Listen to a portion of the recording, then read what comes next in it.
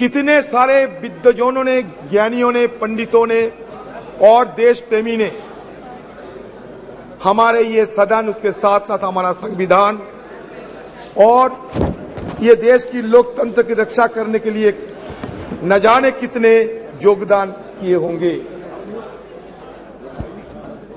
बहुत सारे हमारे पूर्वजों ने ये दुनिया छोड़ के चले गए। उनका याद हम करते रहेंगे। जिंदगी में ये सदन जरूर कहेगी कि जिंदगी में कितने दोस्त आए और कितने बिखर गए। किसी ने 2 रोज के लिए आए तो किसी ने चलते ही सांस भर लिए। जिंदगी में कितने दोस्त आए और कितने बिखर गए। किसी ने 2 रोज के लिए आए, किसी ने चलते ही सांस भर लिए। पर जिंदगी की दूसरा नाम है दरिया, वो तो बस बहते रहेंगे, चाहे रास्ते में फूल गिरे या पत्थर। उसी तरह हमारी ये सदन की कारवां ये भी चलते आ रहे हैं और आज भी ये चल रहे हैं। जब संसद में संविधान की चर्चा हो, लोकतंत्र की चर्चा हो, तो हमारे पंडित नेहरू जी और बाबा साहेब अम्बेडकर, नेहरू जी तो आर्किटेक्ट ऑफ मॉडर्न इंडिया कहते थे, बाबा साहेब अम्बेडकर को हम फादर ऑफ द कॉन्स्टिट्यूशन मान्यता देते हैं। अच्छा लगा कि आज नेहरू जी के बारे में हमें भी मौका मिलेगा ये सदन में बात रखने की। कभी भगत सिंह जी एक बम फेंका था, लेकिन किसी को आहत करने के लिए नहीं, ब्रिटिश सरकार को जगाने के लिए। 1929 में सर ये सदन में हमला हुई थी। 2001 साल में आतंकवादी ने हमला किया था। हमारे वॉच एंड वार्ड और सारे लोग ये आतंकवादी हमला को रोके थे। आज हम सब के लिए हमारी तरफ से श्रद्धा अर्पण करना चाहते हैं। ये सदन के सारे मेंबरों के साथ साथ हमारे जितने स्टाफ है सर, ये मेहनत करते हुए आज इस सदन को इतना गरिमामय बनाया है। सर आप सुन के चौंक जाओगे सर, जब पंडित जवाहरलाल नेहरू ने हिंदुस्तान की ये प्राइम मिनिस्टरशिप को संभाला, ये देश को अगुवाई करने के लिए तैयार हुई, तब हिंदुस्तान की हालत क्या थी जानते हैं सर?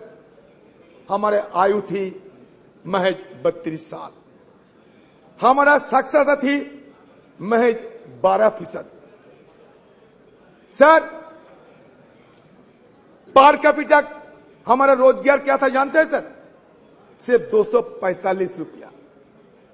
आप सोचिए, एक तरफ अकाल, विभाजन, पाकिस्तान और हिंदुस्तान का बंटवारा, लाखों की तादाद के लोगों को जान गंवाने पड़े, सारे देश में तही तही मच गई थी। उसी कठिन हालात में जवाहरलाल नेहरू साहब को ये सरकार को संभालने पड़ी।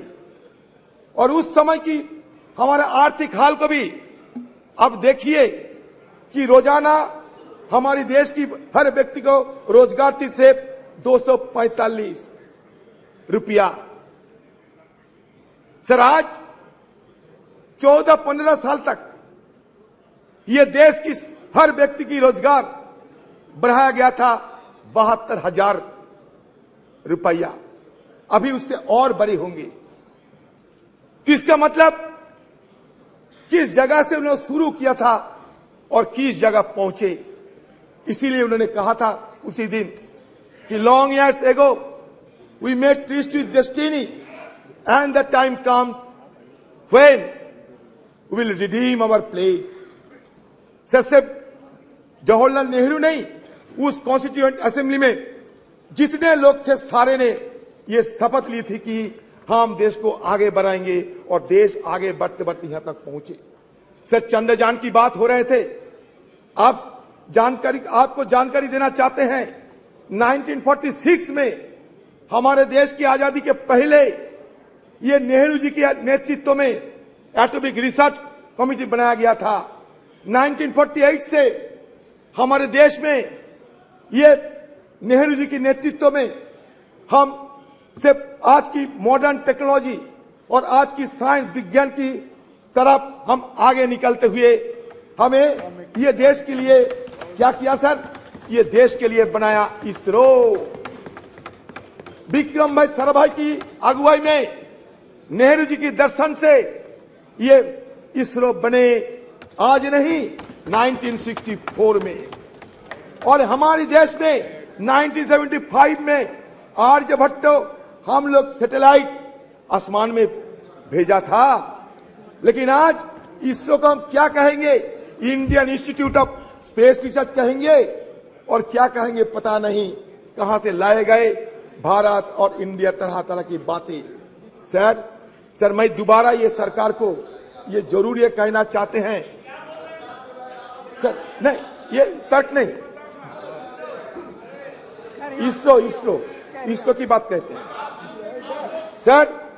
सर आपको संगठन में ये भी लेना चाहते हैं सर आपकी संगठन में ये भी लेना चाहते हैं कि on the above of independence the constitution assembly met at 11 p.m. with President Rajendra Prasad in the chair.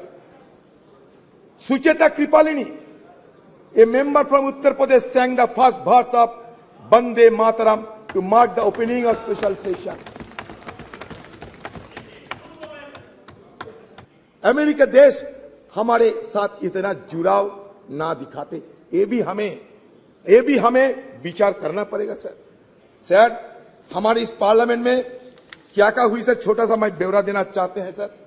ये नरेगा के खिलाफ कटुक्ति करते हुए कहते थे किसी ने ये मरेगा, ये नरेगा नहीं, ये मरेगा।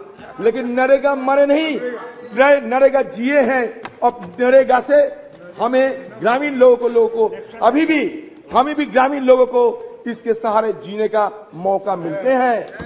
सर आज भी देखिए कश्मीर में हमारे फौजों को जान गंवाने पड़ती, इसमें तो यह साबित होते हैं उस दिन हमारी तरफ से जो शंका जाहिर किए थे वो शंका सही है।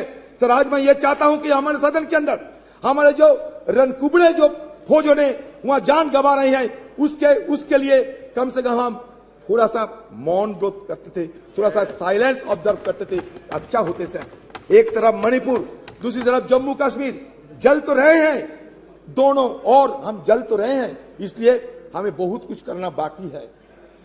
ये तो सिर्फ एक झांकी है, हमें बहुत कुछ करना बाकी है। ये हमारे देश, इसमें तरह तरह की बात तो किए जाते हैं, लेकिन सच तो ये है कि इंक्लूसिवनेस की बात होते हुए भी इंक्लूसिव नहीं है हमारे पार्लियामेंट। आप खुद देख लीजिए, नंबर देख लीजिए, माइनॉरिटी कम्युनिटी के लोगों को संख्या देख लीजिए और खुद तय कर लीजिए। मैं कुछ नहीं कहूंगा, आज कटुता हम नहीं चाहते। सर बात यह है कि सर ये हिंदुइज्म की अगर बात करें, हिंदुइज्म क्या होते हैं? हिंदुइज्म में 4 वेद है, मिलियंस ऑफ गॉड्स है, 18 उपनिषद है sir, 6 classical school of philosophy है सर, दो एपिक है। अच्छा ठीक है, अच्छा मान लिया आप अच्छा ठीक है, तो है तो that means what does it suggest? It suggests that plurality is the essence of our civilization. We may be a young nation, but certainly we can proud of old civilization. Sir, हमारे civilisation क्या कहते हैं? Plurality की बात करते हैं। हमें बाहर से मीडिया वालों के हवाले से पता चलता कि स्पेशल सेशन है या नहीं। सर जब मिडनाइट सेशन होते हैं, जैसे कि आजादी के दिन हुई थी 14-15 अगस्त, वैसा मिडनाइट उसमें चर्चा नहीं होते। जैसे कि जीएसटी के लिए नरेंद्र मोदी जी किए थे, चर्चा नहीं होते, लेकिन बाकी स्पेशल सेशन में चर्चा होते। लेकिन इसके साथ साथ बाकी लेजिस्लेशन नहीं जा सकते।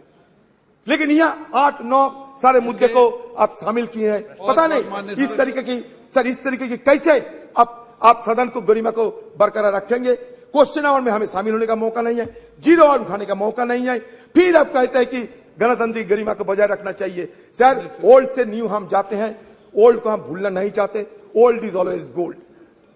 Sir there is a saying that old horse is best to ride.